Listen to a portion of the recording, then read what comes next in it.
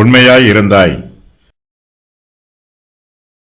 அவனுடைய எஜமான் அவனை நோக்கி, நல்லது, உத்தமமும் உண்மையும் உள்ள ஊழியக்காரனே, கொஞ்சத்திலே உண்மையாய் இருந்தாய், அநேகத்தின் மேல் உன்னை அதிகாரியாக வைப்பேன், உன் எஜமானுடைய சந்தோஷத்திற்குள் பிரவேசி என்றான்.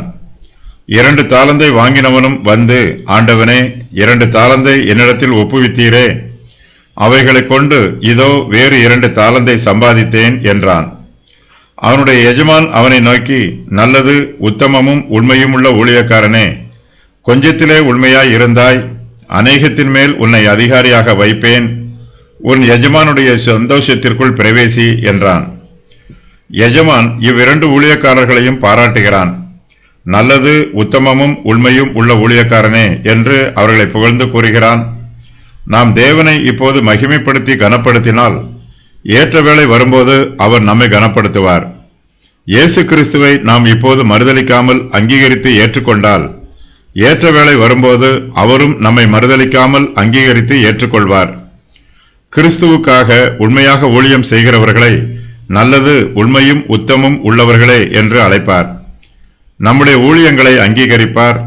நாம் செய்யும் ஊழியங்களை ஆராய்ந்து அளவிட்டு பார்த்து நல்லது என்று அறிக்கை செய்வார். தமக்காக ஊழியம் செய்வதற்கு இயேசு கிறிஸ்து நல்ல ஊழியக்காரர்களை மாத்திரமே அழைக்கிறார். நல்ல ஊழியக்காரர்கள் உத்தமும் உண்மையும் உள்ளவர்களாக இருப்பார்கள். நாம் நன்மையான காரியங்களை நன்றாக செய்யும் போது நமது நல்ல வேலைகளுக்காக நாம் பாராட்டப்படுவோம். ஆனால் ஒரு சில எஜமான்கள் தங்கள் வேலைக்காரர்களை நல்ல வார்த்தைகளை கூறி பாராட்ட மாட்டார்கள். தங்களால் பாராட்டப்படுவதற்கு ஊழியக்காரர்கள் தகுதியற்றவர்கள் என்று நினைத்து அமைதியாக இருந்து விடுவார்கள். நம்முடைய எஜமான் இயேசு கிறிஸ்துவோ தம்முடைய ஊழியக்காரர்களை பாராட்டுகிறவர். நம்மை மனுஷர் பாராட்டவில்லை என்றாலும் நம்முடைய ஆண்டவர் இயேசு கிறிஸ்து நாம் செய்யும் நல்ல ஊழியங்களை பார்த்து நம்மை பாராட்டுவார். அவர் நம்மிடம் நல்லது, உத்தமமும் உண்மையும் உள்ள ஊழியக்காரனே என்று கூறும்போது நமக்கு சந்தோஷமாக இருக்கும். இந்த ஓமையில் நன்றாக ஊழியம் செய்த தன்னுடைய ஊழியக்காரர்களில் 2 பேரை எஜமான் பாராட்டுகிறான். அவர்களுடைய கடினமான உழைப்பிற்கு அவன் வெகுமதி கொடுக்கிறான். நீங்கள் கொஞ்சத்திலே உண்மையாய் இருந்தீர்கள், அநேகத்தில் மேல் உங்களை அதிகாரியாக வைப்பேன் என்று எஜமான் புகழ்ந்து பேசுகிறான். ராஜாக்களுடைய அரண்மனைகளிலும் மிகப்பெரிய செல்வந்தர்களுடைய வீடுகளிலும் உண்மை உள்ளவர்களுக்கு அதிக முக்கியத்துவம் கொடுக்கப்படும். நம்பிக்கைக்கு உரியவர்களை பெரும் பதவிகளில் நியமிப்பார்கள். சிறிய காரியங்களில் உண்மை உள்ளவர்களாக இருக்கிறவர்களுக்கும் பெரிய பொறுப்புகள் கொடுக்கப்படும். நம்முடைய எஜமான் இயேசு கிறிஸ்து தமக்காக ஊழியம் செய்வதற்கு உண்மையுள்ள ஊழியக்காரர்களை மாத்திரமே அங்கீகரிக்கிறார். தம்மை மகிமைப்படுத்துகிற ஊழியக்காரர்களை கிறிஸ்துவும் மகிமைப்படுத்துகிறார். இந்த பூமியில் கிறிஸ்துவின் ஊழியக்காரர்கள் தரித்திரர்களாக இருந்தாலும் பரலோகத்தில் அவர்கள் ஐஸ்வர்யவான்களாக இருப்பார்கள்.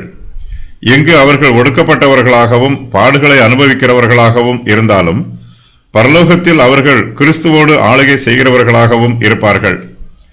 நாம் செய்யும் ஊழியத்தின் அளவுக்கும் நமக்கு கொடுக்கப்படும் வெகுமதியின் அளவுக்கும் மிகுந்த வித்தியாசம் இருக்கும். நாம் கொஞ்சத்தில் உண்மை உள்ளவர்களாக இருந்தாலும் அநேகத்தின் மேல் அதிகாரியாக வைக்கப்படுவோம். கொஞ்சம் ஊழியத்தை உண்மையாக செய்தாலும் நமக்கு அநேக ஆசீர்வாதங்கள் கொடுக்கப்படும். நாம் ஒரு சில காரியங்களில் தேவனை மகிமைப்படுத்தினாலும் பல காரியங்களில் நாம் தேவனோடு கூட மகிமை அடைவோம். தேவனிடமிருந்து நாம் பெற்றுக்கொண்ட ஊழியங்களை உண்மையாக செய்ய வேண்டும். இந்த உலகத்தில் நாம் தேவனுக்காக கொஞ்சம் ஊழியத்தை செய்தாலும் அதை உண்மையாக செய்ய வேண்டும். உண்மையாக ஊழியம் செய்யும் போது நமக்கு பரலோகத்தில் மிகுந்த சந்தோஷம் நியமிக்கப்பட்டிருக்கும்.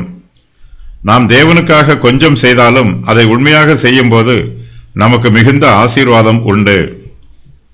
உண்மை உள்ள 2 ஊழியக்காரர்களையும் எஜமான் பாராட்டி பேசும்போது உன் எஜமானுடைய சந்தோஷத்திற்குள் பிரவேசி என்று கூறுகிறான். நாம் ஆசீர்வதிக்கப்படுவதே நமக்கு சந்தோஷம். ஆசீர்வாதமான இடம் நமக்கு சந்தோஷமான இடம். பரிசுத்தவான்களின் ஐக்கியமும் பரிசுத்த தேவனுடைய பிரசன்னமும் நமக்கு மிகுந்த சந்தோஷத்தை கொடுக்கும். இந்த சந்தோஷம் பூரணமாக இருக்கும். இதுவே எஜமானுடைய சந்தோஷமாகும். தேவன் தம்முடைய பிள்ளைகளுக்கு தமது சுய இரத்தத்தினால் சம்பாதித்த சந்தோஷத்தை கிருபையாக கொடுக்கிறார். தம்முடைய பாடுகளினாலும் வருத்தத்தினாலும் வேதனையினாலும் நம்முடைய மீட்பர் சந்தோஷத்தை கிரயமாக வாங்கி மீட்கப்பட்டவர்களுக்கு அதை இலவசமாக கொடுக்கிறார். இது தேவனுடைய சுத்த கிருபை. தம்முடைய சந்தோஷத்திற்குள் பிரவேசிப்பதற்கு உண்மையுள்ள ஊழியக்காரர்களை அனுமதிக்கிறார். கர்த்தருடைய ஊழியக்காரர்கள் அவரோடு உடன் சுதந்திரராக இருக்கிறார்கள். மகிமையடைந்த பரிசுத்தவான்கள் கர்த்தருடைய சந்தோஷத்திற்குள் பிரவேசிப்பார்கள். ஆயத்தமாக இருக்கிறவர்கள் கல்யாண விருந்தில் பந்தி இருப்பார்கள். பரலோகத்தில் பிரவேசிக்கிறவர்கள் அங்கு நித்திய காலமாக வாசம் பண்ணுவார்கள்.